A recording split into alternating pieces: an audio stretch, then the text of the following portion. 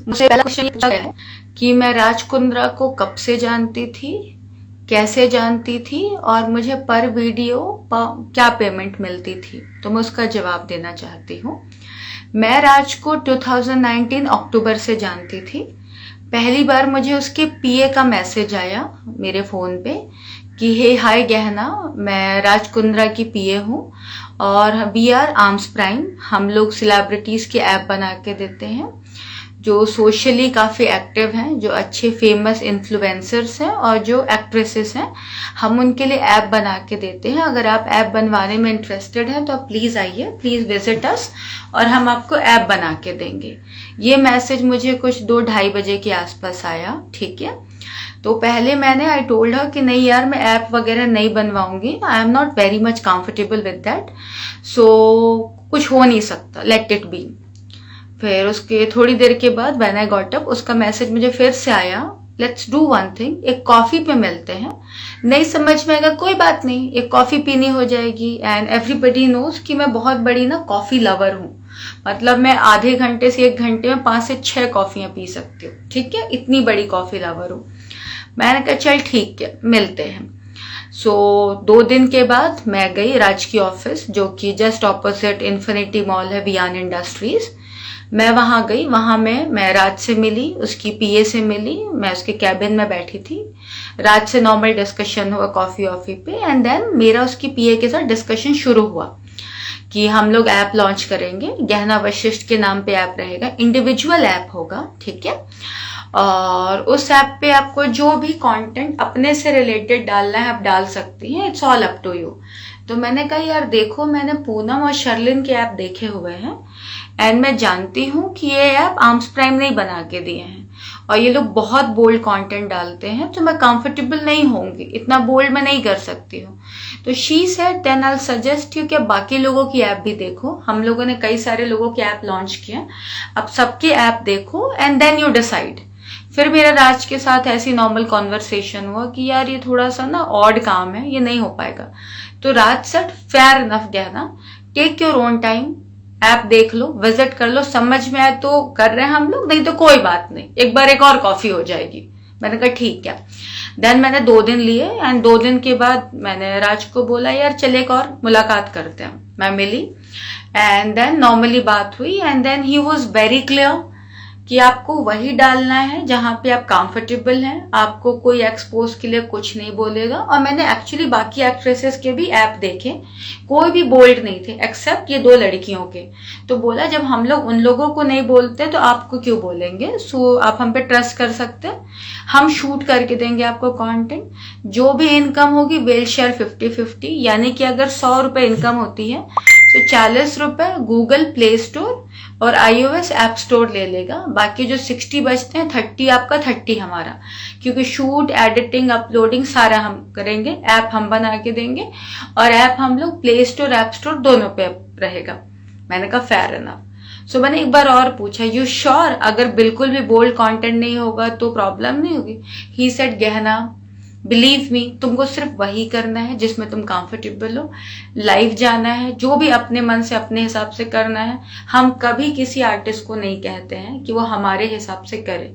And believe me, मुझे राज ने कभी नहीं कहा कि तुम एक्सपोज करो, बिकनी फोटोज भेजो, कुछ भी नहीं, आप बस वही करो जिसमें कंफर्टेबल हो। अब हम लोग बात करते हैं, इसके बाद मेरा ऐप लॉन्च हुआ जो कि गहना वशिष्ठ के नाम से था, आर्म्स प्राइम ने लॉन्च करके दिया। ऐप हम लोगों ने 4 मंथ्स तक चलाया, अक्टूबर, नवंबर, दिसंबर, जनवरी, फरवरी। हाँ, अक्टूबर में मिली थी मैं, नवंबर, दिसंबर, जनवरी, फरवरी। उसके बाद मैंने एक दिन कॉल किया कि यार मेरे को ना समझ नहीं आ रहा है ऐप वाला बिजनेस, मैं कंफर्टेबल नहीं हूँ, बंद कर देते हैं। He agreed to it, but still he said एक मीटिंग करके देखते हैं, समझ में आएगा तो कंटिन्यू करिए, नहीं समझ में आएगा तो मत करना। तो मैंने कहा फिर मैं ऑफिस के बाहर किसी कॉफी शॉप पे मिलूंगी एंड मैं टीम से मिल लेती हूँ। ही सेड नो इश्यूज, मिल लो। मैं टीम से मिली, उन्होंने मुझे समझाया कि गहना क्यों बंद कर रही हो, you making good money out of it. मैंने कहा नहीं यार नहीं हो पाएगा। तो ही से ठीक है चलो कोई बात नहीं, ऐप मैंने क्लोज कर दिया। उसके कुछ दिन के बाद मुझे हॉट शॉट्स की एक फिल्म थी 1+1, उसके लिए उसके कोऑर्डिनेटर का कॉल आया। ही सेड कि मुझे बोला गया है कि अगर आप इस पर्टिकुलरली फिल्म में गहना वशिष्ठ को ऑन बोर्ड ले आते हो तो हम आपको प्रोड्यूसर बना देंगे, हमको इस प्रोजेक्ट के लिए गहना वशिष्ठ ही चाहिए। इनिशियली मैंने कहा यार मैं देख रही हूँ काफी कंटेंट बोल्ड है, इतने बोल्ड में मैं कंफर्टेबल नहीं होंगी, तो नहीं हो पाएगा। ही सेड कि एक बार बात करके देखो ना। मैंने कहा चलो ठीक है। देन मैं गई सेम ऑफिस, मैं राज से मिली एंड राज ने कहा गहना बिलीव मी तुम्हें वही करना है जिसमें तुम कंफर्टेबल हो, मुझे पेमेंट बता दो क्या पेमेंट लोगी। और हम लोग कभी किसी एक्टर को नहीं कहते हैं कि आप एक्सपोज करिए।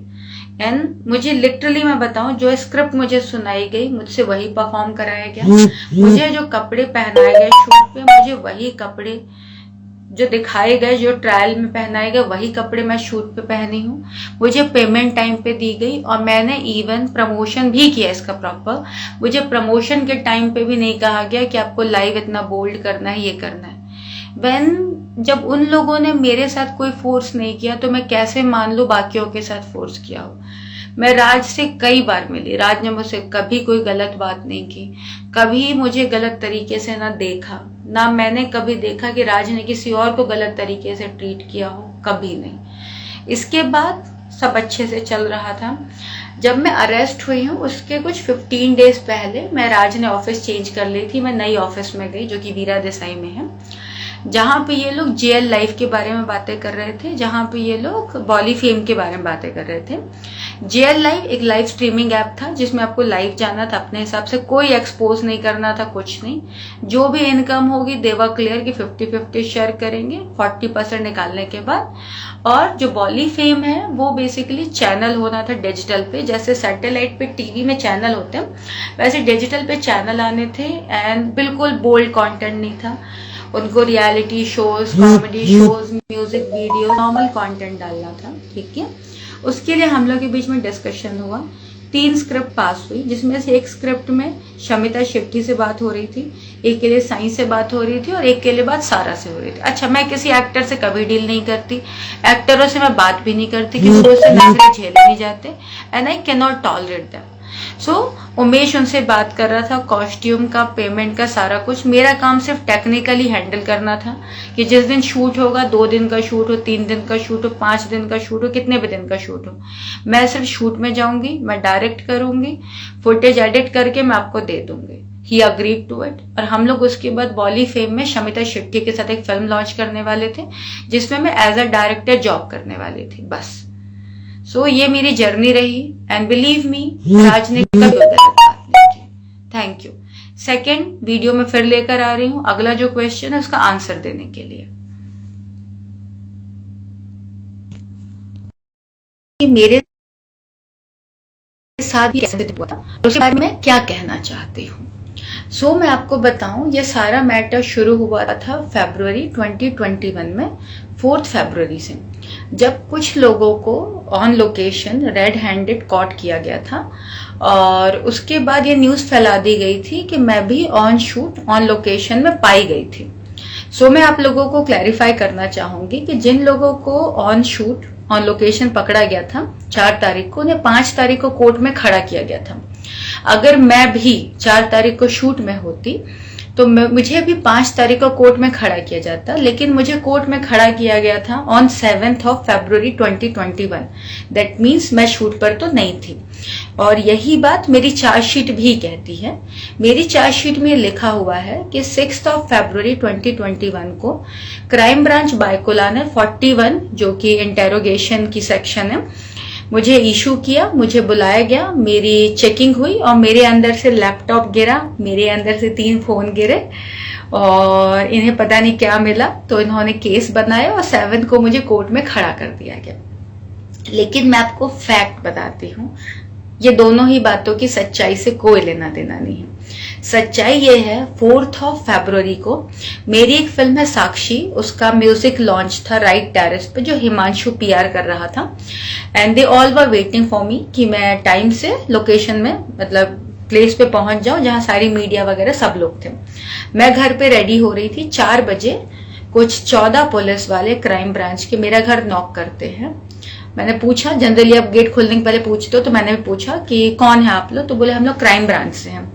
बिलीव मी, ना तो उस वक्त मैंने मेरे मैनेजर को, ना मेरे घर वालों को मैंने किसी को फोन किया, क्योंकि मुझे कोई डर नहीं लग रहा था। एंड मुझे ऐसा लगा मे बी आए होंगे या कुछ कंफ्यूजन है, कुछ भी रीजन होगा। मैंने गेट खोला, उन्होंने अपना आईडी कार्ड दिखाया कि we are from crime branch और हमें अंदर आने दो। मैंने कहा ठीक है, आ जाओ अंदर। सो देन दे सेड कि ये जो नंबर है 7 वाला, ये आपका नंबर है। मैंने कहा हाँ। बोले फोन दे दो। मैंने फोन दे दिया।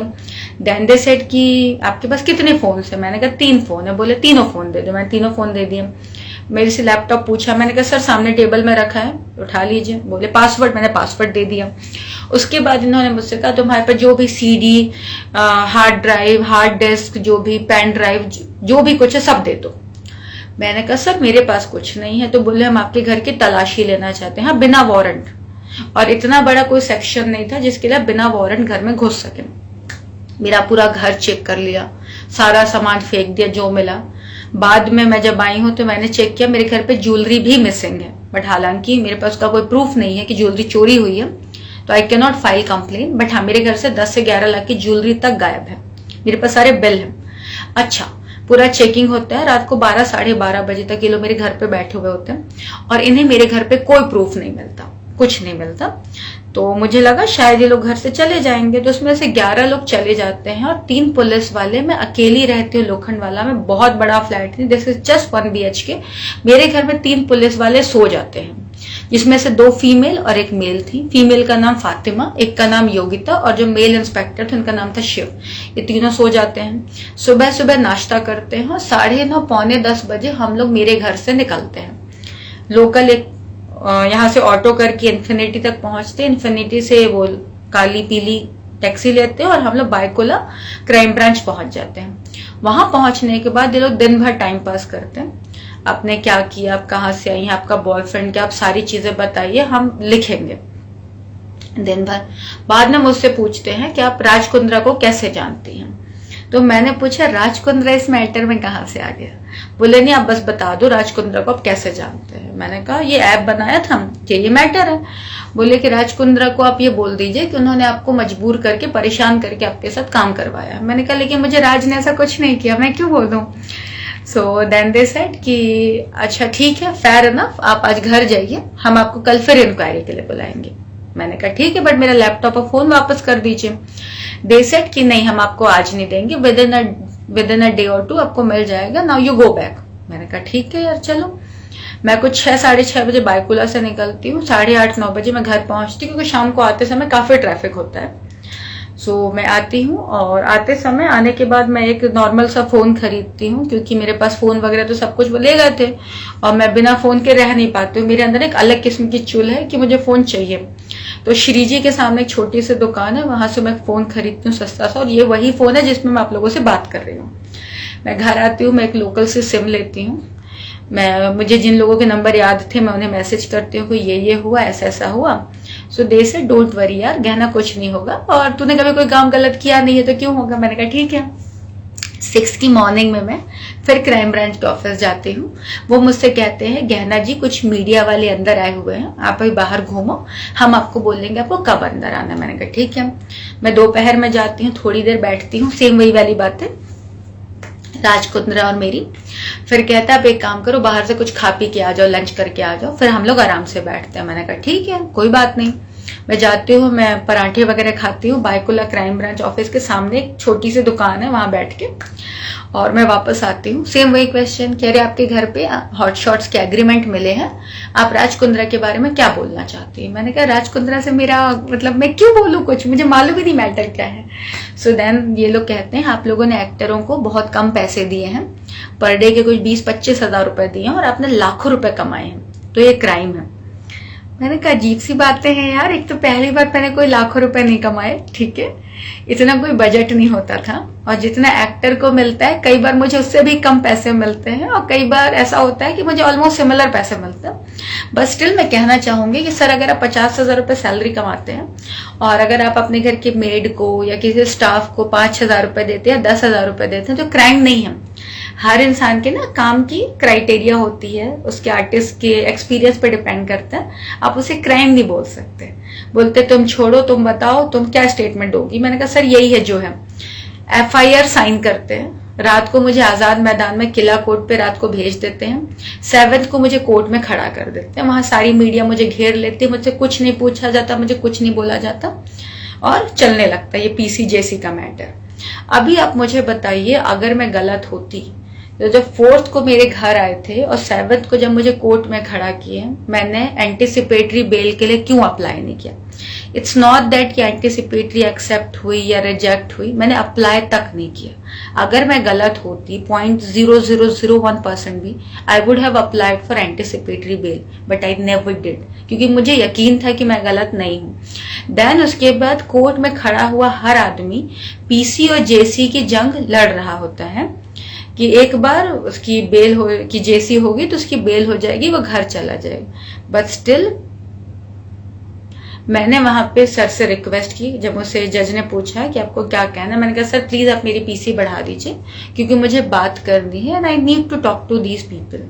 ठीक है, सो मेरी PC 2 दिन बढ़ा दी जाती। हालांकि वहां हर आदमी ऐसे शौक से देख रहा था कि पागल है कि अपनी PC बढ़ा रही है, बट स्टिल मैंने बढ़ाया। मैंने अपनी PC बढ़ाई और फिर मैं 2 दिन मुझे मौका मिला, उसके बाद मैं बाइकुला जेल चली जाती हूँ। सेकेंड डे मुझे मालवानी पुलिस स्टेशन से कुछ पुलिस वाले अरेस्ट कर लेते हैं। अरेस्ट करने के बाद मुझे लेके जाते हैं, वहां मुझे जाके पता चलता है मुझ पे गैंग रेप लगा है। गैंग रेप, हाँ, जिसका मुझे कोई नॉलेज नहीं है, क्योंकि मैं पिछले 14-15 दिनों से पुलिस वालों की हिरासत में हूँ। उसके पहले कोई केस नहीं हुआ था, अचानक से केस हो गया। So then I met this female who has filed gang rape on me.